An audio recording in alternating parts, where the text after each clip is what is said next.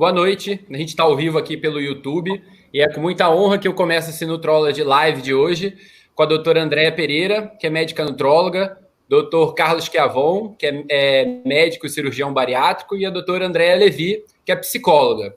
O objetivo de hoje é que a gente consiga conversar sobre obesidade, sobre os diversos caminhos que existem até a obesidade, né? Então, a gente está acostumado a olhar a obesidade pelo final, que é o paciente obeso.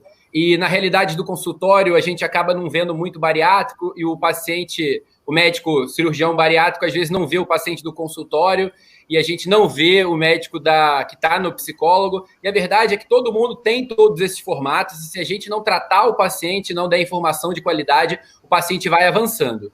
Então, primeiro eu queria dar a boa noite para a doutora Andréia Pereira, que é médica nutróloga. Boa noite, doutora Andréia. Boa noite a todos. Queria agradecer o convite. E é uma oportunidade da gente divulgar um pouco do trabalho que a gente faz no Instituto Obesidade Brasil, que é uma ONG, né, onde eu, o Schiavon e a Andréia Levi somos coordenadores, e a ideia é trazer conhecimento para os pacientes, é uma ONG voltada para os pacientes, e o que a gente quer é conscientizar as pessoas de que a obesidade é uma doença, porque tem muito preconceito vinculado à obesidade.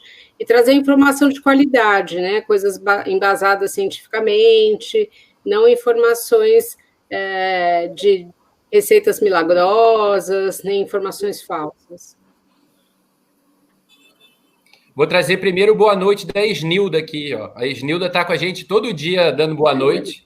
E ela é uma paciente que passou por cirurgia bariátrica com o Dr. Roger, lá no Espírito Santo. Perdeu 35 quilos. Aí no primeiro dia eu perguntei, o que você fez para perder 35 quilos? Aí ela só respondeu assim, Dr. Roger. E aí quero dar boa noite, Andréia. Muito obrigado por estar com a gente. Conta um pouco mais para a gente sobre o Instituto Brasil, como é que vocês se conheceram, como é que vocês conseguiram unir todo mundo. Bom, primeiro, muito obrigada pelo convite. É uma honra ser uma psicóloga aqui representando a psicologia no meio de médicos que eu admiro tanto.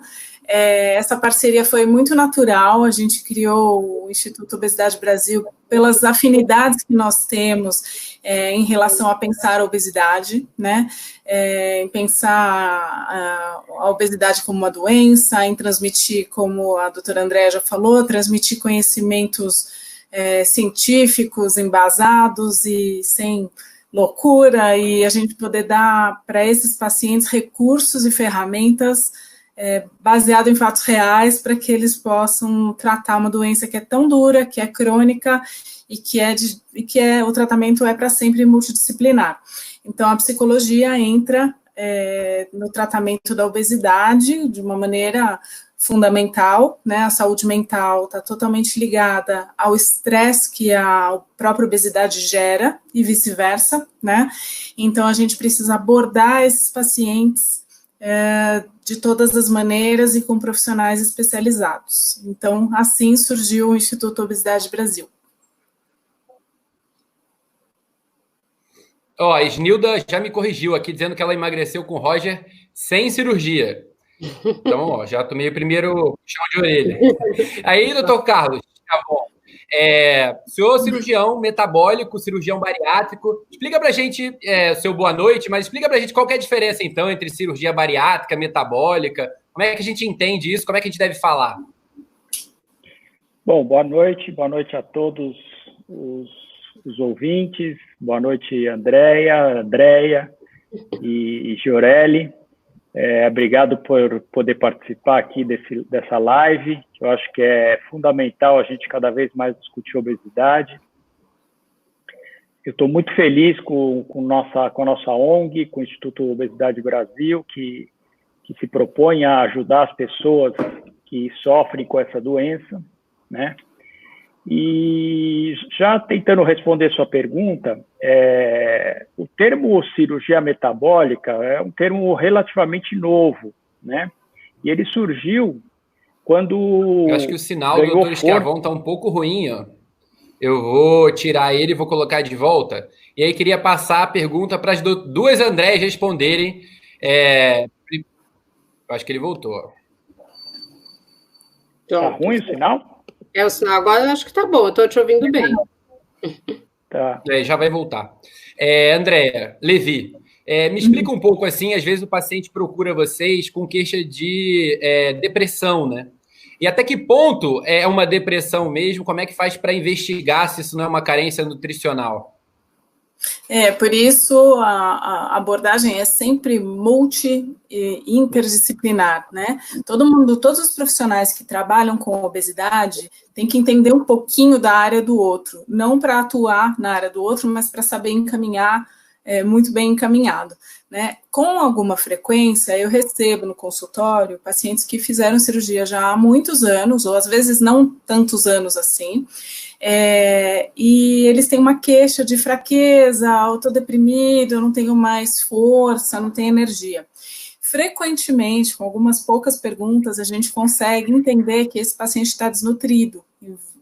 Muito frequentemente, nem sempre, é claro que nós temos os transtornos mentais, nós temos também frequentemente um transtorno de humor, uma depressão, um transtorno de ansiedade associado à obesidade, né? É muito comum isso, mas a gente tem que saber diagnosticar de forma muito precisa.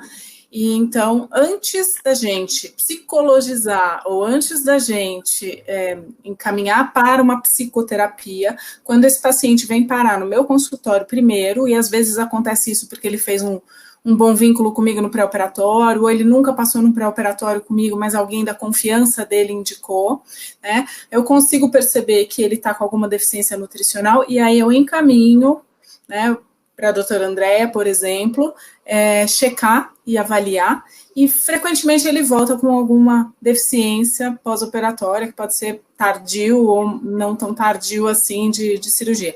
E aí a gente precisa corrigir essa deficiência para depois fazer o tratamento psicológico que ele precisa. Então isso é realmente muito comum, as coisas se misturam, é fácil confundir um diagnóstico com outro, um diagnóstico de depressão, por exemplo, com uma anemia profunda ou com alguma outra deficiência, né? Então, todos os profissionais que trabalham com cirurgia bariátrica precisam entender e transitar pelas outras áreas envolvidas para poder ajudar esse paciente.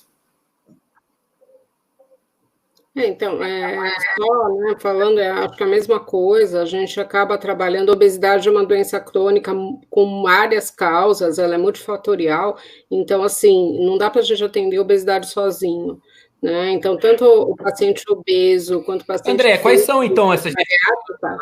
Elas precisam de vários profissionais envolvidos, né? Então, acho que isso é importante. Só uma coisa antes que eu esqueça, né? O Guilherme Jorelli é um dos colaboradores do Instituto, né? Então, assim, a gente quis reunir pessoas que têm muito carinho em atender os pacientes obesos, né? Como a gente também, uma grande preocupação. Então, eu queria agradecer a ele também por isso. Fala, Guilherme, acho que você começou a perguntar alguma coisa. Acho que o sinal dele está ruim. Guilherme, está ouvindo? Acho que não. Bom, vocês estão me ouvindo? Voltar a falar da cirurgia metabólica? Estão me ouvindo? Eu acho que a minha internet está um pouco falha. Estão me ouvindo? Tá, eu estou ouvindo. Tá, então, só retomando a história da diferença, hoje mesmo, por coincidência, um paciente me perguntou sobre isso. Então, a cirurgia metabólica, esse termo surgiu quando a gente percebeu que a cirurgia chamada bariátrica era mais... Pode falar. Era mais do que só perder peso, né? A gente percebeu, eu digo, a sociedade bariátrica do mundo inteiro, que a cirurgia ajudava a resolver ou melhorar várias doenças. E a que foi mais estudada no início foi o diabetes, né? O diabetes tipo 2. E aí, então, se cunhou esse nome porque a cirurgia era mais do que só perda de peso, e o termo bariátrica está relacionado a peso. E ela estava, então, relacionada à perda de peso e à melhora do metabolismo como um todo.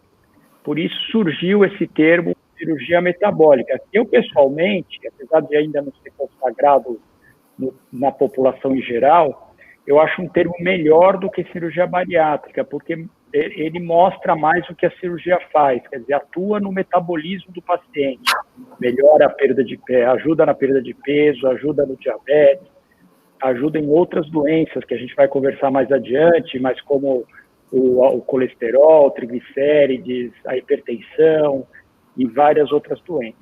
Então, me agrada o termo metabólica, mas ainda não é uma coisa consagrada, mas ele surgiu por causa dessa percepção real de que a cirurgia é mais do que só perder peso, ela ajuda em outros problemas da saúde do paciente. O doutor Fábio Carvalho está mandando um abraço para o doutor Schiavon aqui, diz que é um grande cirurgião, uma grande pessoa. Obrigado, Fábio, um prazer que você está ouvindo aí. E o Fábio é cirurgião e é nutrólogo também, né?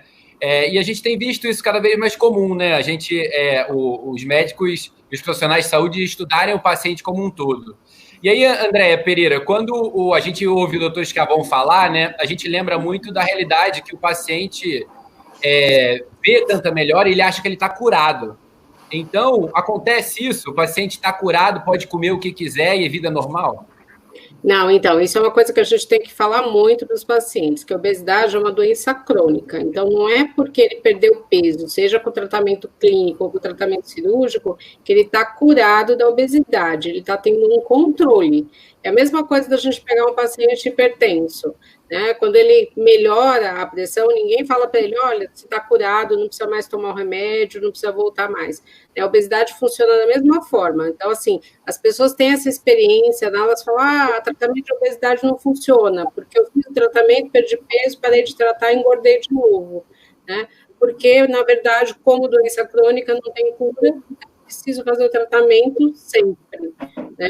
Seja o controle de dieta, né? O tratamento com remédio, o tratamento com exercício e a cirurgia bariátrica. Então, não é porque eu fiz a cirurgia bariátrica que eu estou curado e não vou voltar nunca mais, né? Então, a gente tem um controle e pós-cirurgia bariátrica, né? A Andréa começou a falar, a Andréa Levi, que a gente tem as deficiências nutricionais também que têm que ser avaliadas. Isso é super importante. Tá? Então, a obesidade é tratamento para sempre, não tem jeito.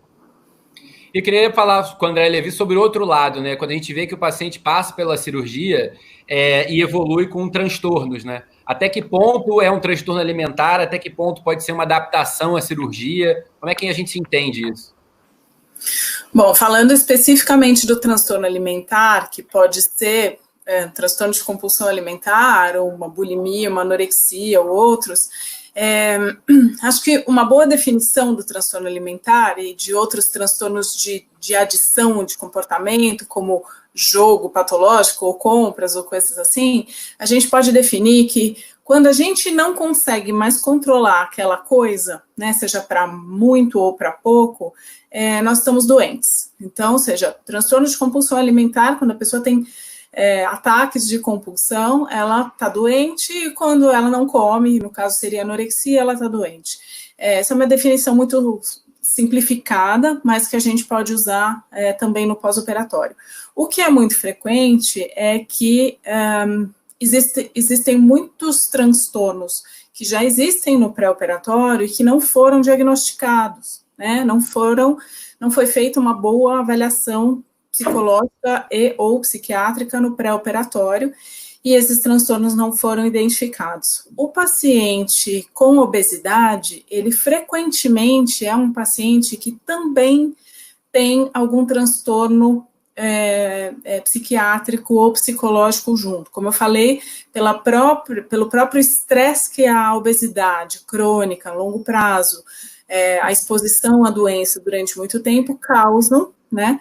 Ou vice-versa, o paciente já apresentava algum transtorno psiquiátrico ou psicológico e ele acabou engordando até por conta disso, por conta do próprio tratamento, do comportamento envolvido nisso. Então, a gente precisa fazer uma avaliação pré-operatória muito criteriosa para pegar esses transtornos quando eles existem no pré-operatório.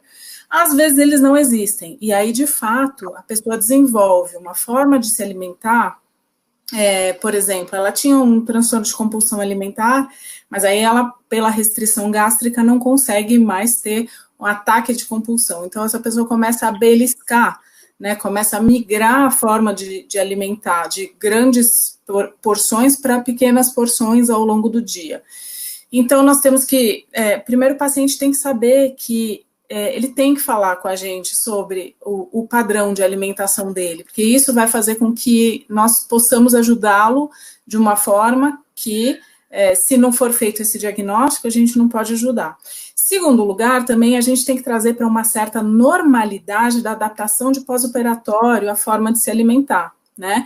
Então, às vezes ele não tem transtorno nenhum, ele engordou, tem obesidade, faz a cirurgia bariátrica e ele vai passar lá uns 2, 3 meses se adaptando, aprendendo a comer, como um bebê que começa a aprender do zero, né? E aí sim também a gente tem que estar muito próximo dele para que ele aprenda de uma maneira que, ao longo da vida, vai trazer benefícios e ele vai se adaptar de uma forma que ele consiga controlar essa obesidade. Então, eu sempre brinco que ele que vai pilotar essa cirurgia e a forma de se alimentar é muito importante que ele aprenda desde o início. Eu estava falando com o doutor Schiavon mais cedo, e aí ele estava falando para mim sobre quando a recidiva da obesidade, o que a gente deve fazer se o paciente deve reoperar. Aí eu queria fazer um parênteses antes dele responder essa pergunta, porque quase ninguém fala recidiva da obesidade.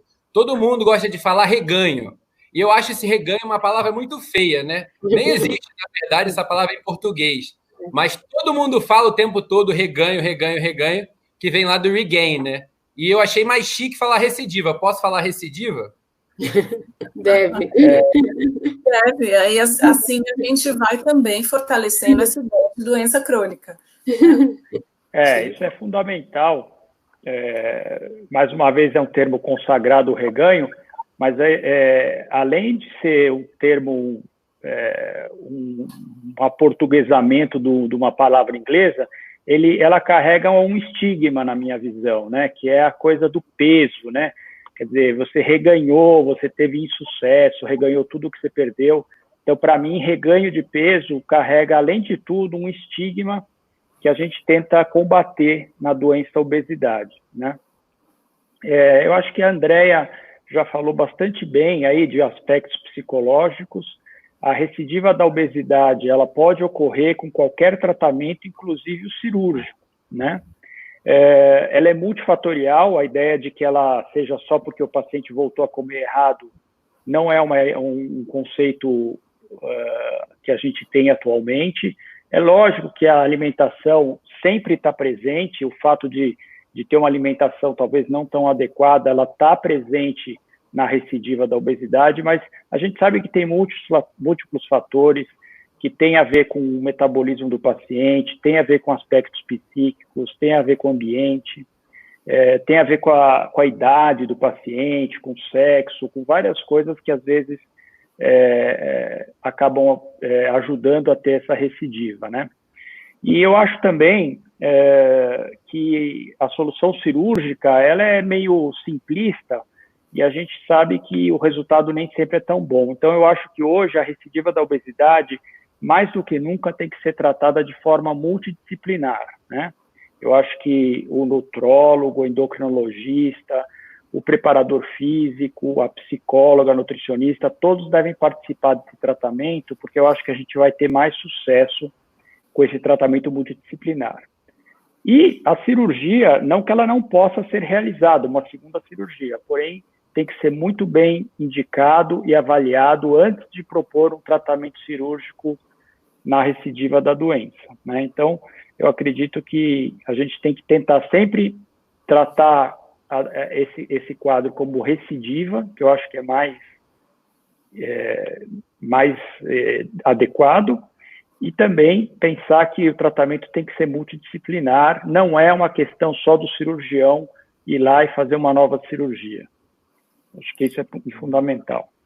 Queria fazer uma observação em relação à recidiva ainda, que é muito importante que a gente instrua o paciente desde o início, desde o pré-operatório, que ele procure ajuda se esse problema, assim que ele começar, né? Não que ele espere voltar a ganhar 10, 15, vários quilos, porque tem um sentimento de fracasso, né? Tem um sentimento de, eu não dei conta. Então, ele tem que fazer esse acompanhamento ao longo da vida. Eu sempre falo assim, como uma mulher vai ao ginecologista todos os anos, né, um paciente bariátrico precisa voltar na sua equipe e checar se está tudo ok, incluindo a questão da recidiva da obesidade precoce, para que a gente possa atuar o mais precocemente possível, corrigir a rota, para que ele tenha recursos para não deixar isso se instalar de uma maneira mais grave. É ótimo, acho que esse conceito de doença crônica a gente tem que debater muito e reforçar, porque inclusive no meio médico, né, no meio da saúde, muitos profissionais que não trabalham com isso, durante sua formação, não aprenderam isso, né? Então, isso que o doutor Wanderson Silva escreveu para a gente é uma grande verdade, né? As pessoas tratam a obesidade como uma fraqueza, muitas vezes, de caráter, quando, na verdade, é uma fraqueza de estudo do profissional de saúde, né? Que não se atualizou e não aprendeu. E aí, queria perguntar para a doutora Andréa Pereira, em relação a essa questão do tratamento da obesidade, tem muitas pessoas perguntando se o tratamento é para a vida toda. Então, o tratamento é para a vida toda e como é que é a relação da vitamina? É para a vida toda também? Então, só voltando um pouquinho no que o Wanderson falou, acho que isso é muito importante, né, do preconceito que a gente tem tanto preconceito que a gente não quer nem falar que a pessoa engordou, a gente fala que você está mais fortinho, né, você tem medo de falar que a pessoa está obesa, né, a pessoa acha que isso é um quê, né, você falar que a pessoa tem obesidade é algo ruim, né, você está ofendendo a pessoa. E assim, dentro desse tratamento para a vida toda, sim, a gente tem que tratar a vida inteira, né? Tem que ter a reeducação alimentar. A gente usa assim muito esse termo de dieta e às vezes a gente cai nessas dietas milagrosas que não funcionam, né? E se elas funcionassem, elas iam durar sempre. A gente vê que todo ano surge uma dieta e um alimento novo para emagrecer e eles somem porque eles não funcionam. Eu sempre falo isso para os pacientes. Por que sumiu um monte de coisa que surgiu, né? Goji berry, ração humana, tudo, porque ela dura um ano e depois some, né? Não tem isso.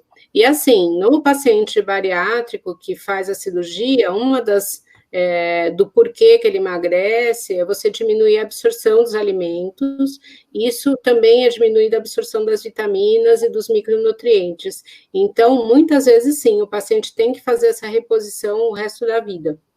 Lembrando que a maioria desses macro e micronutrientes, eles têm uma reserva que dura 2 anos. Então, é muito comum o paciente ficar 2 anos e não sentir nada, e depois de 2 anos começar a aparecer um monte de sintomas decorrentes das deficiências nutricionais, sendo que se ele tivesse tomado o suplemento desses 2 anos, talvez isso não teria aparecido. Tá? Então, o que a Andréa Levy falou é muito importante. O paciente obeso, ele precisa sempre voltar na sua equipe, quem está tratando, e o paciente de bariátrica, eu falo que pelo menos uma vez por ano, eles têm que olhar a carinha de alguém e fazer a dosagem das vitaminas, isso é super importante, para prevenir coisas piores, né, que podem acontecer, que não é comum, mas a gente tem visto alguns sintomas muito pesados de deficiência nutricional que poderiam ter sido resolvidos no início. E realmente falta, né, a parte nutricional na formação do médico, não sou eu que estou falando isso, saiu um estudo ano passado da JAMA, falando que as escolas médicas como um todo não dão formação nutricional para os seus médicos. Então, eu acho que o desconhecimento de nutrição e de obesidade é algo que a gente poderia melhorar, né, no currículo médico. E, André, a gente tem uma meta de vitamina B12, a Fabiana está perguntando, se tem que ser acima de 400? Olha, então, é assim, as dosagens de vitaminas, de modo geral, você pode colocar essa meta, né, mas dependendo do laboratório, ele tem um nível sérico de normalidade diferente, depende do kit que ele tem, mas geralmente você tem esses níveis acima de 300 e 400, tá? Lembrar que níveis muito altos também não são bons, né, então o que acontece muitas vezes são pessoas que tomam doses muito elevadas de várias vitaminas e aí você pode ter toxicidade, né, então tem que tomar esse cuidado. Não é porque é vitamina que não dá nada de alteração e, né, não é porque é bom que eu tenho que tomar um monte. E uma coisa que o pessoal sempre pergunta se vitamina engorda, tá? Vitamina não engorda. Queria perguntar para o doutor Schiavon, a doutora Andréa Pereira falou bastante, né, sobre a relação do médico e a alimentação. Queria perguntar como é que o nutrólogo, então, pode ajudar o cirurgião metabólico. Então, eu acho que eu sou da linha que, assim, o cirurgião bariátrico tem que ter os conceitos básicos e suficientes da área que está próxima da cirurgia bariátrica. Isso significa a parte da nutrição, um pouquinho de questões psicológicas. Então, ele tem que conhecer um pouco. Porém, eu entendo, isso até seria talvez o mundo ideal, que o paciente deveria acompanhar com o cirurgião bariátrico, principalmente depois do primeiro ano, que as principais eventuais problemas cirúrgicos diminuem muito, ele deveria fazer um acompanhamento mais esporádico com o cirurgião e mais frequente com a equipe multidisciplinar. E aí eu chamo atenção para nutrologia, para psicologia, para nutricionista, eventualmente o endócrino, principalmente se tiver outras doenças, como diabetes e outras doenças. Mas, na minha visão, no mundo ideal, a gente funcionaria um pouco como a cardiologia funciona, né? Quer dizer, a gente tem os conceitos, consegue orientar os pacientes de uma forma adequada, porém, o cuidado mais refinado, aquele ajuste fino, deveria estar a cargo da equipe que lida com isso diariamente, da parte nutricional, psicológica, endocrinológica. Eu acho que seria a forma ideal. E o acompanhamento com o cirurgião de uma forma mais espaçada, porque o paciente também gosta, principalmente os que são mais fiéis, ele gosta de vir ao cirurgião, conversar e tal. Então, eu acho que isso também é importante. Mas esse acompanhamento mais fino, da parte nutricional, principalmente, deveria estar a cargo do especialista, na minha visão. Mas a gente hoje faz muito isso, porque aí tem questões econômicas envolvidas, sociais, e a gente acaba fazendo uma parte desse trabalho. Mas eu acho que, idealmente, seria como eu falei. E André Levi, o doutor Escavão falou sobre o acompanhamento, né? Eu acho que agora, mais do que nunca, a gente está passando por um momento de muitas mudanças por causa dessa pandemia da transmissão do Covid-19, né? E aí, como é que ficam os pacientes? Como é que a gente entende até que ponto é normal estar ansioso e comer mais? Até que ponto tem que ligar o sinal de alerta e buscar a equipe, assim?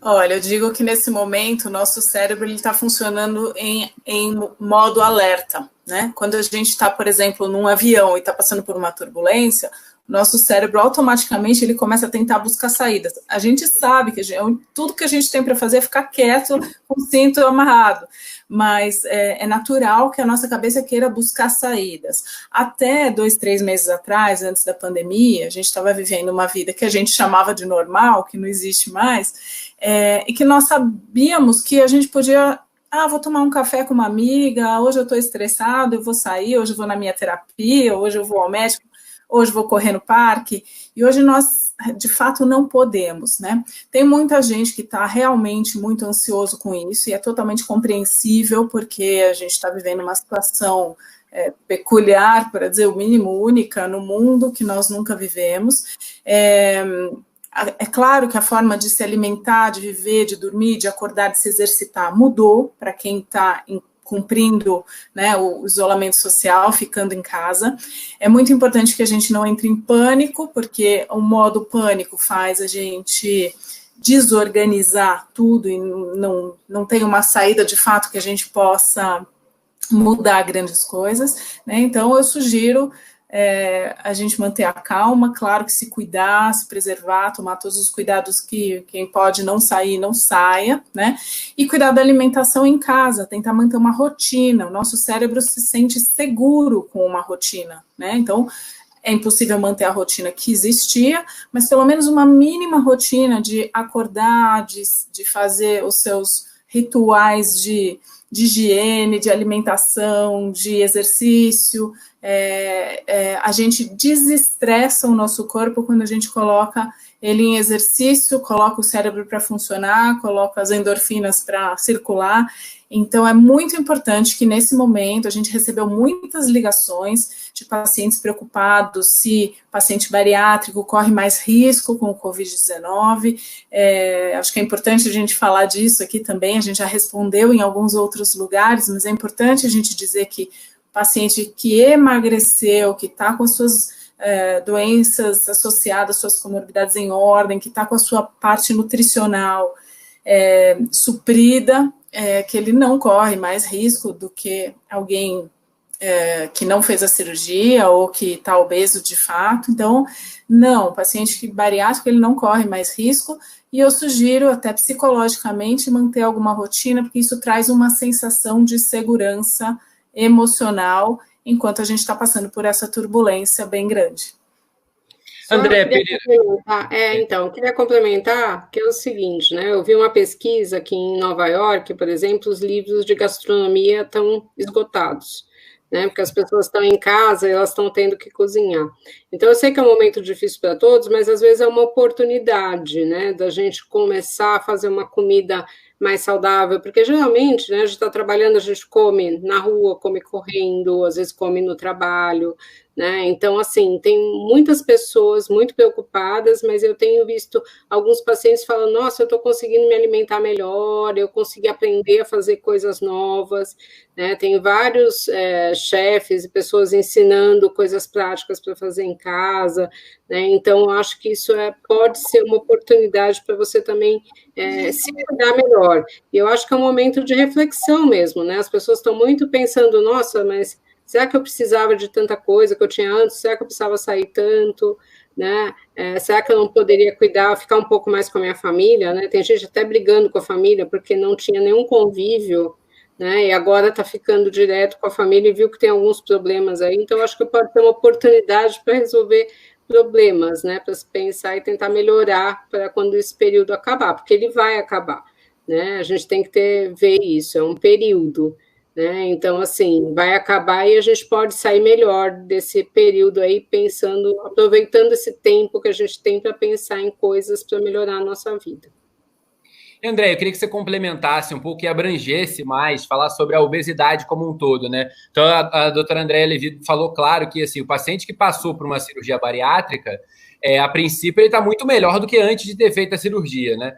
Mas a gente sabe que a obesidade em si só, ela tem sido um fator de risco para o Covid-19, né? Queria saber se isso tem a ver com as vitaminas, quais deficiências que têm sido associadas nessa relação entre a obesidade e o Covid-19. Então, a obesidade, ela tem sido relacionada como fator de risco para doenças pulmonares de um modo geral, né? Quem lembra da epidemia do H1N1 era um fator de risco ser obeso. Então, a gente tem alguns fatores que levam a isso, né? Você tem, com o aumento da gordura visceral, diminuição do tamanho do pulmão, né? Porque a pessoa tem aquele volume abdominal, né? Tem uma barriga mais proeminente, então o pulmão fica mais comprometido no sentido dele conseguir expandir mais, isso é um fator de risco. A imunidade também pode estar abalada no paciente obeso, né? E é um outro fator de risco que a gente tem. A gente tem as alterações metabólicas, né? Também o paciente tem muita associação com pressão, com hipertensão, com diabetes, isso também são fatores de risco, né? Uma coisa que a gente não tinha antes era o idoso obeso, hoje a gente tem, né? Então, tem várias coisas que podem aumentar o risco desse paciente. Em termos de vitaminas, a gente sabe que a deficiência de vitamina D também está associada como um fator de complicação. E é muito comum o paciente obeso ter deficiência de vitamina D, porque a vitamina D ela fica armazenada no tecido gorduroso. É como se o tecido gorduroso sequestrasse a vitamina D da corrente sanguínea, né? Então, o que a gente tem que fazer, né, não é que tomar vitamina D vai prevenir o coronavírus. A gente tem que corrigir quem tem deficiência, tentar fazer com que ele não tenha deficiência, não só para o coronavírus, né? A deficiência nutricional tem que ser sempre tratada, porque tem risco para várias coisas, né? Para você ter uma chance menor de complicar.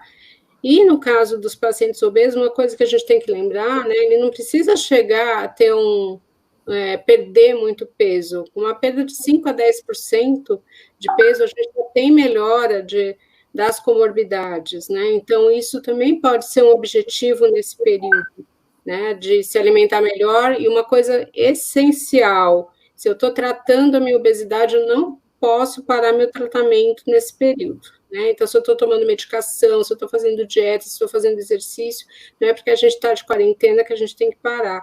E o paciente de pós-bariátrica também é a mesma coisa. Se ele está tomando as vitaminas, ele não deve parar de tomar as vitaminas dele, ele deve continuar, né? Então, acho que isso é essencial, manter os tratamentos. A Andrea já falou de manter a rotina, isso é muito importante, né? De não ficar o dia inteiro em casa de pijama, acordar às 2 da tarde, né? Não saber nem que dia é, nem se está dia, se está à noite, né? Principalmente as pessoas que estão sozinhas. A gente tem muitas pessoas sozinhas em casa, e é mais difícil. Então, se comunique com os amigos, né? Use essas mídias que a gente tem hoje, porque se fosse há uns 20 anos atrás, a gente estaria sozinho completamente. O máximo que a gente teria, acho que é um telefone, até mais tempo, né? Hoje a gente consegue se comunicar com as pessoas, então acho que isso é importante. Tem 2 pessoas aí da Frax elogiando o doutor Schiavon pelo cirurgião estar valorizando a multidisciplinaridade, né? E a Miller também elogiando. E aqui o Leonardo, que sentiu falta da gente falar um pouco sobre educador físico. Então, eu queria perguntar para o doutor Schiavon até qual é o momento ideal para o professor de educação física entrar nesse processo. Se a gente pode falar já hoje e que pode haver uma pré-habilitação, ou seja, estimular um paciente bariátrico a fazer uma cirurgia, porque isso melhora o prognóstico pós-operatório, ou ainda não. Eu já conversei algumas vezes com a doutora Andréa Pereira sobre isso, né, até no simpósio de nutrologia oncológica, como tem sido estudado a pré-habilitação em paciente oncológico, se isso já é uma realidade em cirurgia bariátrica, e qual o momento do profissional de educação física entrar nessa multidisciplinariedade? Eu acho que, assim, eu considero que fazer exercício físico no preparo para a cirurgia é bastante interessante. O grande problema que os pacientes enfrentam é a dificuldade, principalmente se tiver uma obesidade muito severa, né? Então, a gente precisa de educadores físicos especializados com obesidade, né? Que isso não sei se é uma coisa tão comum, eu acho que não. Precisa de todo um apoio, um cuidado para não haver lesões e acabar desanimando o paciente porque ele se machuca muito facilmente, né? Depois da cirurgia, a certeza absoluta que a atividade física é fundamental. Eu procuro orientar meus pacientes que depois do primeiro mês, que geralmente eu libero só para caminhada, que ele inicie uma atividade física, procurando um acompanhamento especializado e, de preferência, uma coisa combinada de fortalecimento muscular e atividades aeróbicas, né, que vão ajudar no fortalecimento da musculatura e ajudar no emagrecimento, as duas coisas combinadas. Mas eu acho que considero que é muito importante, principalmente no pós-operatório, para auxiliar na preservação da musculatura e na melhora da perda de peso. No pré-operatório, lembrando essa consideração que eu fiz, né, com muito cuidado para não ter lesões e que vão atrapalhar o paciente, porque ele já tem uma certa prevenção pela questão que já tem experiência de ter se machucado, ter tido dificuldade para fazer atividade física. Mas só uma coisa que eu acho que é importante, a gente como médico, a gente atende paciente obeso, muitas vezes a gente fala para ele, vai correr, né, vai fazer hidroginástica, e aí o paciente volta na consulta e não começou a fazer nada, e a pessoa fala, poxa, ele não está se esforçando, né, além desse problema de lesão, de faltar realmente educadores físicos interessados, né, em obesidade, eu acho que isso tem um pouco do preconceito também, que a gente já discutiu, né? A gente tem que lembrar que é muito difícil para o paciente obeso fazer exercício. Se você pegar uma academia e entrar um obeso, principalmente um obeso severo, a academia para e todo mundo olha para ele, né? Ele vai se trocar no vestiário, todo mundo olha, todo mundo fala, nossa, o que ele está fazendo aqui, né? Em vez das pessoas incentivarem, não. Né? E a mesma coisa a hidroginástica, a pessoa às vezes fica muito constrangida de colocar uma roupa de banho ali, ela se sente totalmente fora, né? Então acho que a gente precisa não só falar, vai fazer exercício, né? Conversar com ele alguma forma dele poder fazer uma atividade física que ele se sinta bem, que ele não se sinta constrangido, né? Que ele procure tomar cuidado para não se lesionar, né? Isso independente de fazer a cirurgia ou não, porque a atividade física é essencial também na perda de peso, né? É um conjunto. Eu acho que não só na perda de peso, como para várias doenças. Hoje, até você citou, hoje no câncer, que era uma coisa que a gente pedia para as pessoas pararem de fazer atividade física, a gente tem pedido para eles fazerem atividade física mesmo durante a quimioterapia, e você melhora a resposta à quimioterapia com isso. Então, o exercício é fundamental. Talvez aí... Falar só uma coisinha que, assim, esse assunto é unanimidade, esse é um dos assuntos que nos une no site da nossa ONG, do Instituto Obesidade Brasil. A gente reforça muito a questão da atividade física para todo mundo, independentemente de ter obesidade, não ter obesidade, ser paciente bariátrico ou não. Essa é uma prescrição médica, psicológica, nutricional, de todas as áreas, que a gente sabe da importância. Eu acho que é obrigação do profissional de saúde reforçar isso. Mas como a doutora Andréa falou, para a pessoa com obesidade isso é muito difícil em muitos aspectos. Nós fizemos alguns vídeos estimulando alguns tipos de atividade física, aí logo entrou a pandemia, a gente parou um pouquinho, mas logo a gente vai continuar. Tem um vídeo interessante lá que eu fiz sobre dança, né, que é uma atividade física democrática, uma atividade física que muitas vezes as pessoas que têm obesidade se sentem até mais à vontade, como uma brincadeira. Então, a atividade física boa e que funciona é aquela que você faz cronicamente junto com a doença crônica também. Então, isso é uma coisa que a gente sempre vai reforçar, onde o paciente vai... qual dos profissionais ele for parar, a gente vai falar assim um pouquinho sobre a importância disso, que eu acho que ainda é um tabu para muita gente sedentária, que precisa desse incentivo e dessa recomendação dos profissionais de saúde. Eu acho importante enfatizar que, assim como a gente sabe que a cirurgia não é para qualquer um, que remédio não é para qualquer um, não vai ser todo exercício que vai ser para qualquer um, né? Então a gente precisa de dose, a gente precisa de individualização, porque o exercício por si só é inflamatório. Então, se você botar um paciente obeso que está despreparado para ir pular a caixa no CrossFit, ele vai se lesionar com possibilidade alta, né? Se não no primeiro dia, no segundo. Então, eu costumo brincar que a única coisa que o paciente consegue com um dia de academia é se matar, é morrer, lesionar um joelho. O relacionamento com a academia tem que vir a médio e longo prazo, né? Então, tem que dar tempo do relacionamento se estabelecendo e se fortalecendo, e aí controlando, né, a ansiedade para que o paciente tenha resultado. E aí, termos de saúde mental, aí, desculpa, acho que você vai entrar nessa pergunta também, a atividade física é fundamental em todo o tratamento de saúde mental, de ansiedade, principalmente, de transtornos de depressão, transtornos de humor. A atividade física, ela é obrigatória, o paciente se sente muito melhor, mas é claro que criar essa rotina, às vezes é difícil para ele, mas a gente tem que sempre incentivar. Então, eu ia fazer a pergunta, você já respondeu, né? Que o Bruno está perguntando, que está dizendo que está com muita ansiedade agora e que está dormindo mal toda noite, que está bebendo muito. Deve ser porque ele está vendo muita live também, né? E tem muita live estimulando a bebida. E talvez o exercício seja uma saída, né? Tem algumas recomendações. Estou vendo aqui a pergunta do Bruno, e, bom, em relação à atividade física, isso acho que é muito importante. Bruno, eu não sei se você é um paciente bariátrico ou não, mas não importa, todas as recomendações que nós faremos aqui valem para todo mundo, né? Então, como eu falei antes, manter uma rotina é importante. Eu custo acreditar que as pessoas não estão, pelo menos em algum grauzinho, todas ansiosas, né? Nós estamos passando por uma coisa que é muito diferente, que é mundial, que é grandiosa, né? Que a gente está conhecendo pessoas que adoeceram. A preocupação, ela está grande, mais ou menos como a gente viveu um luto antecipado, assim, alguma coisa, todo mundo tem consciência da morte, mas a gente está com um clima muito difícil no mundo, então é muito difícil não estar em algum grau ansioso, né? E dormir mal também tem a ver com comer mal, né?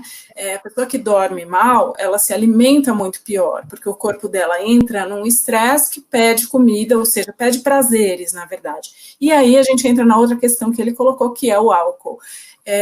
Muito cuidado com isso, o álcool não deve ser um momentinho de prazer diário, porque a gente está confinado, o álcool vai te intoxicar se você fizer uso dele frequente, né?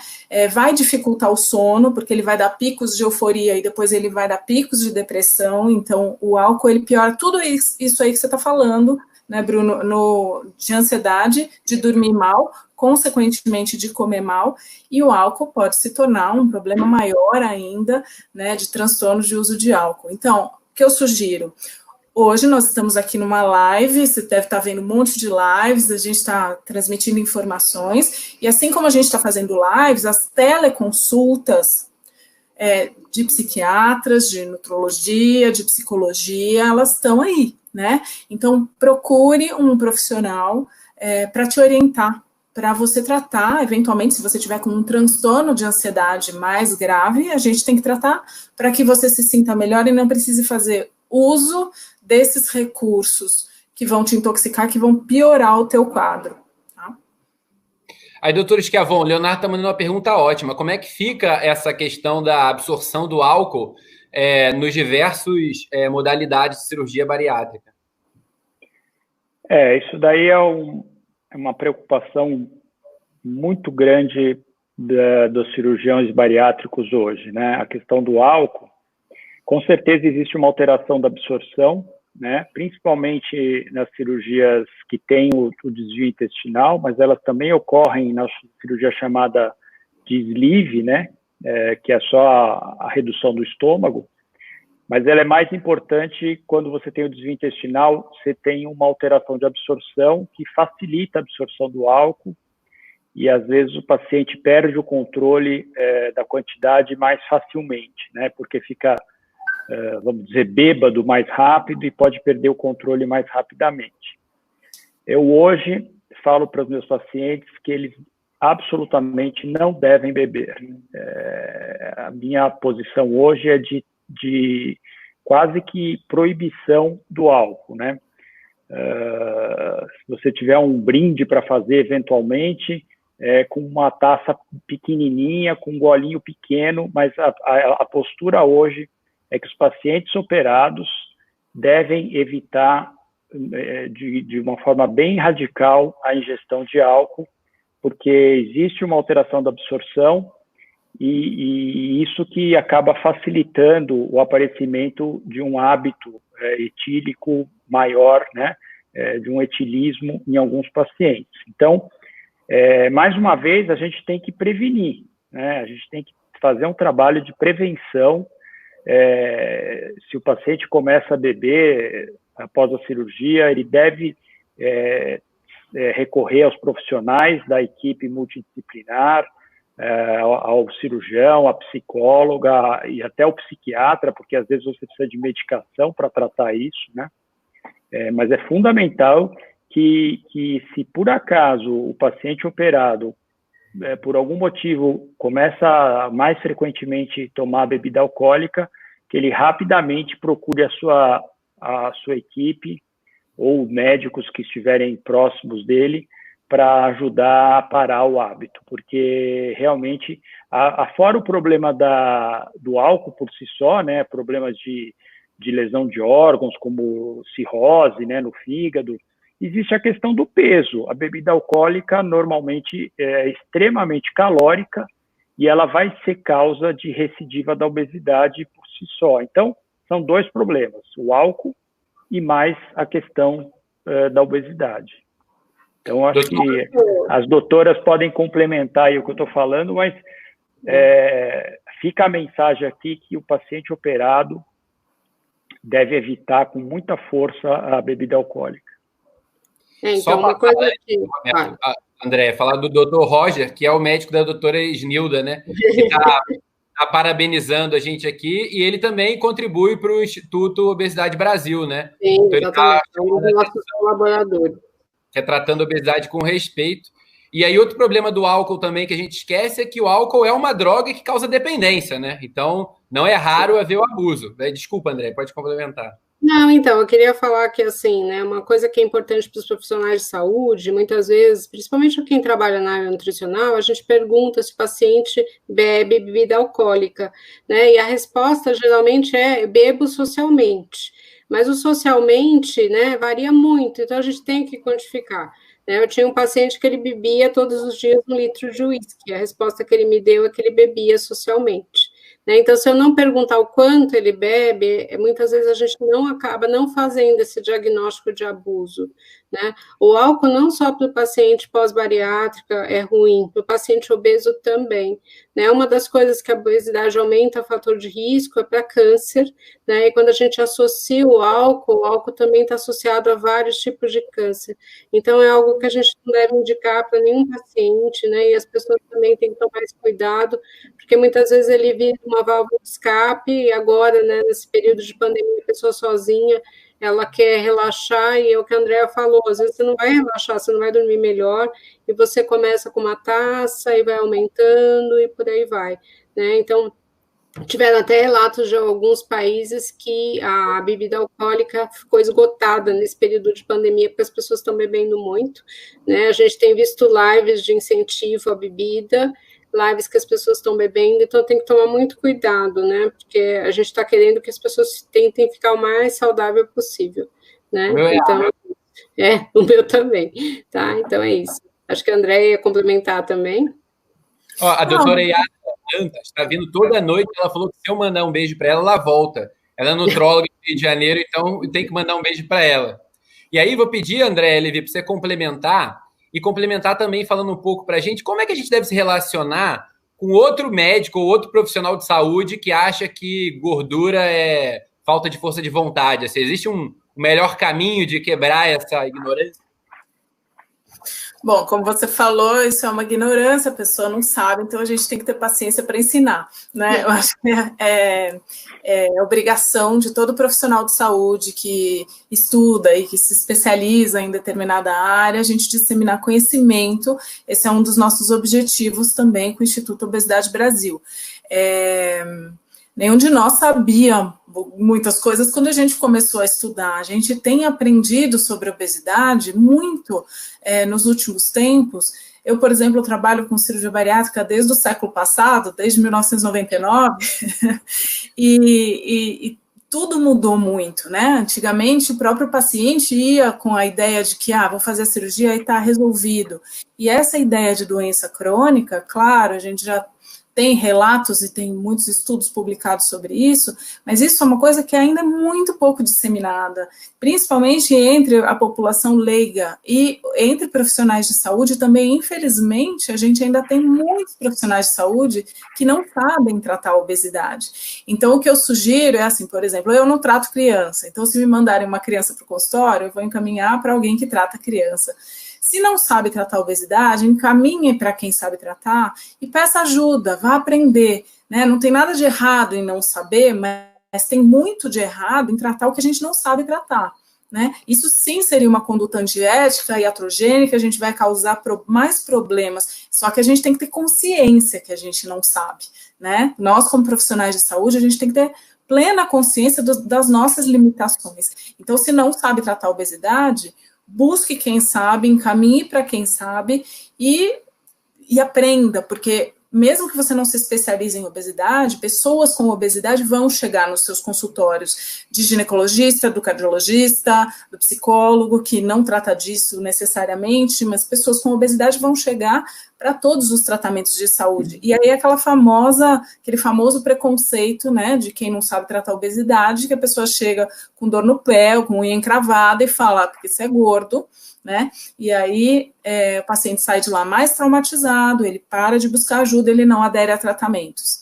Então é essa a minha mensagem. Não sabe tratar, não trate, busque ajuda, busque aprender, e vamos olhar para as nossas limitações e cuidar dos nossos pacientes direito. Eu acho que além da gente ter essa função de educar, né, os pacientes, deles entenderem que eles têm uma doença, eu já tive paciente que chorou no consultório quando eu falei isso. né, dele falar que nunca ninguém tinha dito isso para ele, né, eu acho que tem muitos profissionais que não sabem, eu ouço isso direto, nossa, como que você trata a obesidade, eu não gosto de trabalhar com isso, é muito ruim, paciente obeso é muito difícil e tal, né, então, assim, o profissional de saúde, ele tem que saber que é uma doença, e muitos profissionais não sabem, né, eles acham realmente que é um problema psicológico, assim, no sentido de uma fraqueza de caráter, né, então eu já tive pacientes, por exemplo, que foi indicada a cirurgia bariátrica e algum médico falou para ele, não, imagina, isso é uma derrota você ir para a cirurgia bariátrica, né, imagina, você não consegue se controlar, então isso é um conceito que a pessoa não entende que é uma doença, a mesma coisa com medicação, a mesma coisa com dieta, da pessoa falar, não, você não tem que tomar remédio nenhum, você tem que se controlar, né, então você tem culpa da sua própria doença, né, mas é porque a pessoa não sabe que isso é uma doença, então acho que isso precisa ser muito reforçado em pessoas que não trabalham com obesidade, a gente que trabalha com isso, a gente sabe, a gente está tentando, né, difundir esse conhecimento, mas ainda faltam profissionais nessas áreas, em todas as áreas da saúde, tá? Não é só médico. Queria expandir um pouco essa pergunta, porque a gente no Brasil sempre acha que é um grupo de médicos que vai estudar obesidade. A gente tem como grande referência no mundo a Obesity Society, né, com seu congresso Obesity Week. E para quem nunca foi, primeiro eu recomendo que vá, mas é importante lembrar que não é um grupo de especialistas, né, de uma especialidade ou de só médico, é pelo contrário, né, houve a união muito clara e marcante da obesidade clínica com obesidade e cirurgia bariátrica, mas os médicos que atuam em obesidade nos Estados Unidos são das diversas áreas de atuação, né? Então você tem clínico, você tem médico de família, porque realmente é uma doença que vai estar associada com várias outras doenças e qualquer ponto de contato é o momento da gente ajudar esse paciente, né? E aí eu queria levantar uma questão trazida aqui pelo Wanderson, que também é nutrólogo do Rio de Janeiro, para Andréia Pereira, porque ele está falando que a atividade física que funciona é aquela que o paciente consegue criar laço e não buscar um resultado de uma forma imediata, né? Só que o problema é que muitas vezes a pessoa começa a fazer atividade física, e eu conheço o Wanderson, eu sei que ele é apaixonado por musculação, e aí o paciente ganha peso. E aí eu queria saber para a Andréia como é que ela faz para explicar e para identificar se esse peso é de músculo, é de gordura, se isso é bom ou se é ruim. Então, isso é uma coisa que eu sempre falo para os pacientes, né? Eu sempre falo que eles têm que fazer atividade física, que eles têm que escolher uma atividade física que eles gostam. O conhecimento mais disseminado que a gente tem é que o que funciona é corrida, né? Então, eu falo para eles, não, eu tenho um paciente que ele começou a fazer jiu-jitsu, ele perdeu 45 quilos. Né, e tinha gente falando para ele que jiu-jitsu não ajudava a perder peso, uma outra que foi fazer dança de salão e perdeu 30 quilos. Né, então, assim, atividade física boa é a atividade que você vai, que você gosta. Né, então, essas pessoas, não adianta você mandar a pessoa correr, não adianta mandar a pessoa fazer musculação se ela não gosta. Né, e aí eles falam sempre para mim, mas aí se eu não gostar de nada, eu falei, então você vai escolher a coisa que você menos desgoste. Né, mas você tem que, alguma coisa você vai ter que fazer. Né? Então, tem que procurar alguma coisa, caminhada, fazer alguma coisa ao ar livre, né? A gente tem muitas opções de atividade física, então isso é importante, eu acho que isso tem que ser sempre incentivado, isso a gente não pode esquecer, né? Para qualquer paciente, né? Eu falo que é o que faz a diferença, eu acho que a atividade física é uma unanimidade em medicina, que a gente tem poucas, ela previne tudo, ela ajuda tudo, né? E para o paciente idoso, eu sempre falo isso, eu tenho muito paciente idoso, eu olho para ele, eu sei exatamente quem se cuidou a vida inteira e quem não se cuidou, porque faz muita diferença. O único problema da atividade é que tem que fazer, né? E aí as pessoas então, não adianta, é muito comum, eu estava vendo um estudo, né, falando que 60% das pessoas que se inscrevem no plano anual da academia só vão no primeiro mês, né, então a pessoa fala, não, vou pagar porque aí eu vou me obrigar a ir, né, eu tenho uma paciente que ela tem um personal, ela fala que toda vez que ele toca a campainha, ela tem vontade de chorar, que ele foi, né, mas é o jeito dela fazer, né, então assim, você tem que fazer, eu falo que não adianta você fazer 1 mês, 2 meses, depois nunca mais, né? Também não precisa ir a semana inteira, né? A gente não precisa, a gente pelo menos tentar regularizar. Começa com 2 vezes por semana, vai aumentando, vai vendo alguma coisa que você goste, procure um grupo legal para fazer, você tem que se sentir bem-vindo, senão você também não vai. Né? Eu tenho um paciente que ele nunca fez atividade física, ele tem 62 anos, né? E ele resolveu começar, e ele escolheu uma academia de Aikido. E eu perguntei para ele por quê, se ele gostava de artes marciais. Ele falou, não, foi o lugar que eu cheguei e as pessoas vieram falar comigo. Então, eu me senti tão bem recebido lá, que eu tô indo. Ele começou com 2 vezes, agora ele tá indo quase todo dia. A esposa dele, que é minha paciente, tá brava, que ele não sai do Aikido, mas eu falei para ela que é bom, que ela deveria fazer também. Doutor Sérgio, eu queria... Só se eu puder me dar licença, eu queria complementar um pouquinho a questão do estigma que nós, cirurgiões bariátricos, sofremos da comunidade médica, não toda, obviamente, mas é muito frequente os médicos, em geral, tratarem a cirurgia bariátrica como uma coisa meio assustadora, que o paciente imagina que vai fazer isso. E isso é uma coisa que a gente também no Obesidade Brasil também tem que trabalhar isso, porque, e estamos tentando trabalhar, porque isso faz parte do estigma da obesidade, né? Se o paciente tem uma doença coronariana, uma obstrução coronariana, ninguém fala para ele, Deus que me livre, não vai fazer uma revascularização. Você vai correndo fazer uma revascularização. Aí você tem uma obesidade grave, às vezes com diabetes, com hipertensão, e aí você fala em cirurgia bariátrica e as pessoas falam, Deus que me livre.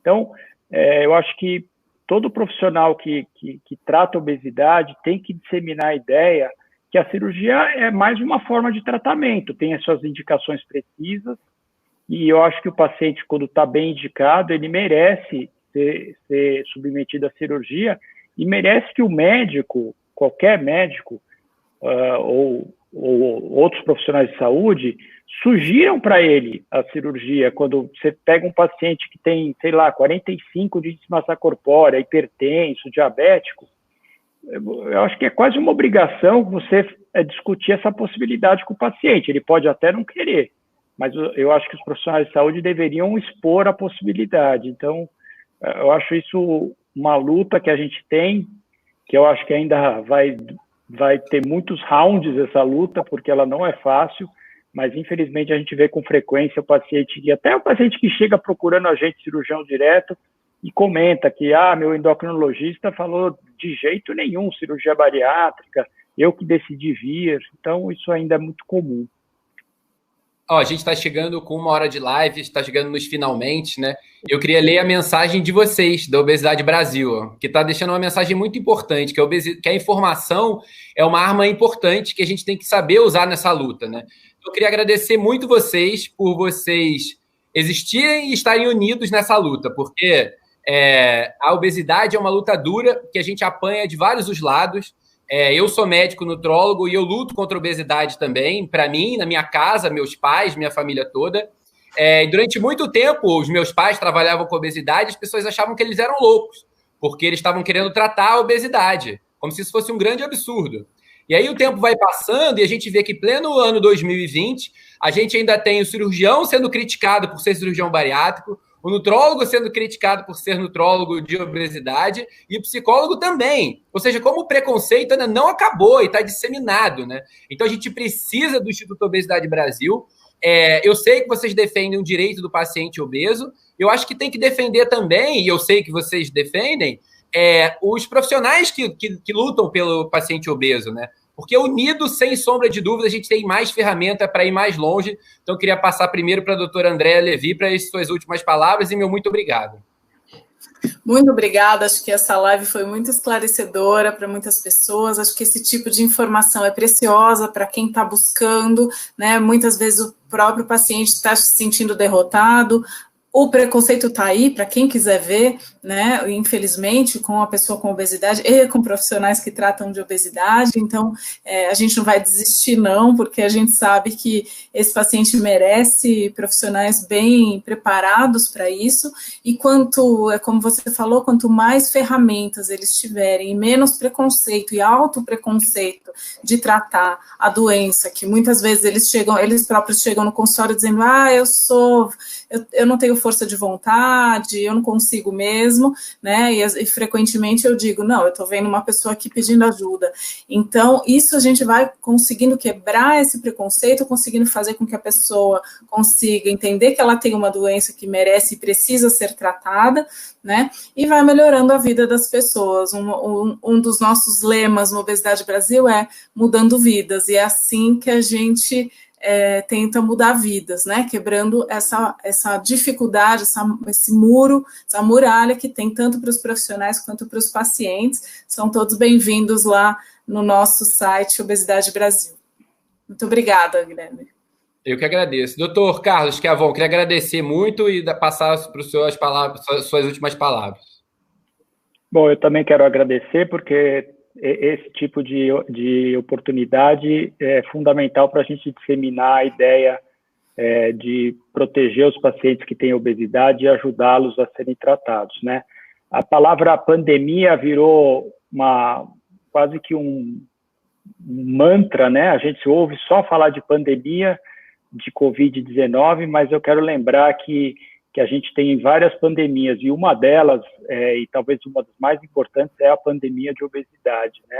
Cada vez mais frequente no mundo inteiro, e a gente tem que trabalhar para ajudar esses pacientes e tratá-los com respeito e tratá-los da forma mais adequada. Então, a minha mensagem para os profissionais de saúde, para a população em geral, é que a obesidade é uma doença crônica e tem que ser tratada como tal. Eu acho que isso é fundamental. Antes de passar a palavra para a doutora Andréa Pereira, eu queria fazer uma confissão aqui, né? Vocês já devem ter visto que a doutora Andréa Pereira está o tempo todo comigo, né? Mas, na verdade, sou eu que persigo ela. Então, tem mais ou menos uns 10, 12 anos que eu aprendo com ela. Eu conheci ela num congresso e ela me deixou acompanhar ela no serviço de obesidade lá da Unifesp, e desde então eu vou para todo lugar que ela vai. A doutora Andréa é uma pessoa muito séria e uma pessoa muito boa de briga. Eu nunca vi ela perdendo uma briga. Eu estou falando nem do sentido real mesmo, porque ela é faixa preta de judô. Estou falando briga no sentido figurado. Então, nesses últimos 10 anos, principalmente nos últimos 5, eu e a Andréa, a gente se meteu em várias brigas. Várias e várias. E a Andréa é uma pessoa super correta. Então, assim, eu não poderia estar mais feliz do que ter a Andréa lutando pelo paciente obeso. Porque ela luta no caráter, ela luta no pessoal, e há de quem se meta com ela, porque, além de tudo, dentro de casa, ela também tem um outro faixa preta que está aqui dando parabéns para a gente, ó, que é o Sérgio Costa, que também é uma pessoa maravilhosa. Então, Andréa, obrigado por ser minha amiga, obrigado por ter trazido o doutor Schiavon, a doutora Andréa Levi com a gente. Você sabe que eu amo você e estou muito feliz de você estar aqui com a gente e lutando pelo paciente obeso. Não, eu queria dizer que isso é uma perseguição mútua, né? O Guilherme também é um excelente profissional, né? Eu acho que a gente sempre se deu bem por conta disso, né? Eu acho que, assim, foi isso que a gente buscou na Obesidade Brasil, né? De ter pessoas não só bons profissionais, mas pessoas com bom caráter, né? E que queiram realmente ajudar os pacientes, né? Como a gente está acabando, queria dizer também que eu não sou só apaixonada pelo Guilherme, mas por toda a família Jorelli, né? São pessoas maravilhosas. E, assim, a minha mensagem vai para os pacientes, né? Eu queria que vocês não desistissem, né, de se tratar. Muitas vezes esses pacientes chegam com relatos de maus tratos de profissionais de saúde, de familiares, né? Mas, assim, realmente a obesidade é uma doença, você merece ser tratado, né? Você vai melhorar em vários aspectos, né? E não precisa perder grande peso. A gente tem um padrão estético muito forte, né, disseminado, mas, assim, é importante tratar essa doença, né? E falar de obesidade não é uma forma de gordofobia, nem de preconceito. A informação, ela vai sempre empoderar o paciente. Quanto mais informação você tiver da sua doença, mais você vai saber de tratamentos e de profissionais que você pode buscar, tá? Queria agradecer imensamente ao Guilherme essa oportunidade, né? Falar de obesidade é sempre importante. Eu acho que é sempre esclarecedor para os profissionais, né? E para os pacientes também. É isso. Então, gente, quem quiser saber mais sobre obesidade, pode mandar aqui as perguntas que vão ficar no nosso canal do YouTube, que a gente passa todos os contatos da Obesidade Brasil, né? Eles podem abordar, pode ir no site deles. E muito obrigado, então. A gente volta de novo na quinta-feira, quando a gente vai falar sobre uma coisa que também é muito importante, que é o direito de ser lindo. A gente vai falar sobre colágeno. Como é que vai falar? Tá bom? Um beijo, obrigado e até a próxima.